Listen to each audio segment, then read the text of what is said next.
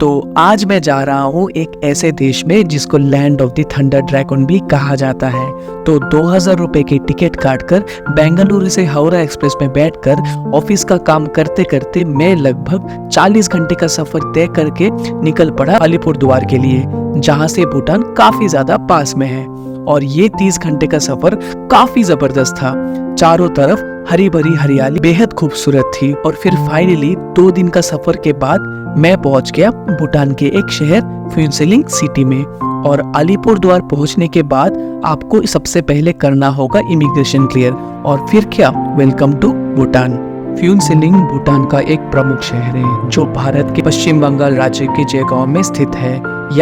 ये शहर भूटान और भारत के बीच व्यापार और यात्रा का एक महत्वपूर्ण प्रवेश द्वार है और भारत से भूटान आने वाले यात्रियों के लिए एक प्रमुख स्थान है। फ्यूनसिलिंग भूटान भारत की सीमा पर स्थित है, जहां दोनों देशों के बीच सीमा स्पष्ट रूप से देखा जा सकता है। टूरिस्ट पैदल यात्रा सीमा पार कर सकते हैं और यहाँ हर भारतीय संस्कृति का एक अनोखा मिश्रण भी देखा जाता है। फ्यूनसिलिंग में एक ऐसा स्थान है जहाँ पर भूटानीय और भारतीय संस्कृति का संगम होता है। यहाँ पारंपरिक भूटान वास्तुकला और आधुनिक भारतीय का प्रभाव का देखा जा सकता है। भूमि मार्ग से भूटान जाने वाले यात्रियों के लिए फ्यूनसिलिंग मुख्य प्रवेश बिंदु है। यहाँ से यात्री आमतौर पर भूटान की राजधानी थिम्फू जाते हैं, जो लगभग 170 किलोमीटर दूर में है। काराबान में एक ऐसा मठ है जो फ्यूनसिलिंग के पहाड़ों पर स्थित है और यहाँ से शहर और आसपास के इलाकों का सुंदर नजारा भी देखा जा सकता है। फ्यूनसिलिंग भूटान का महत्वपूर्ण व्यवसायिक केंद्र भी है। यहाँ बहुत सारे सामान बेचे जाते हैं और शहर में अपने गोदामों के लिए भी जाना जाता है।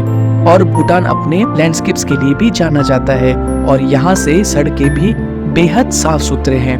पूर्वी हिमालय में बसा हुआ है ये देश, जो दुनिया का सबसे सुंदर सड़कों का पेशकश भी करते हैं, जो हरे भरे जंगलों, पहाड़ों और शांत घाटियों से होकर गुजरते हैं। भूटान के लोग भी यहाँ की हॉस्पिटैलिटी और वार्म के लिए भी जाने जाते हैं। और यहाँ का सड़कें इंजीनियरिंग का एक चमत्कार है, जो ऊंचे पहाड़ों से होकर गुजरते हैं और बर्फ से ढके चोटियों और गहरे घाटियों का मनोरम दृश्य पेश करते हैं। सबसे प्रसिद्ध में है दोचोला दारा भी है, जो समुद्र तल से 10,000 फीट से अधिक की ऊंचाई पर स्थित है और हिमालय पर्वतमाला का दृश्य प्रस्तुत करता है।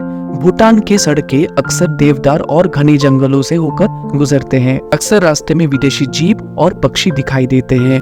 पारो, थिम्फू और पुनाका जैसे शहरों के बीच यात्रा विशेष रूप से अपने हरियाली और शांत वातावरण के लिए जाना जाता है। भूटान की कई सड़कें वांगचू और मोचू जैसे नदियों के किनारों से होकर गुजरते हैं। बहते पानी का शांत ध्वनि यात्रियों के साथ होता है, जिससे यात्रा शांत और तरोताजा लगता है। ये नदी के किनारे सड़कें अक्सर पारंपरिक भूटानी फूलों से भरे होते हैं।